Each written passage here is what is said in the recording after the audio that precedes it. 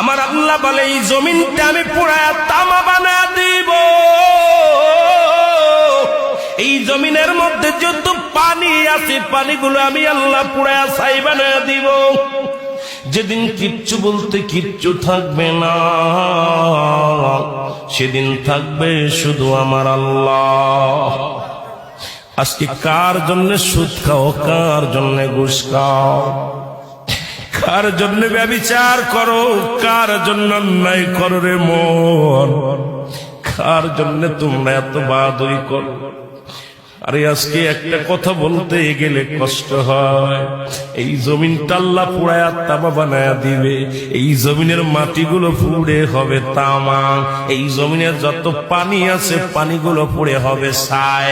এই দুনিয়ার মধ্যে কিচ্ছু যেদিন থাকবে না, ওই তুরস্কের কত বাহাদুর, কত টাকাওয়ালা মিনিটের মধ্যে 30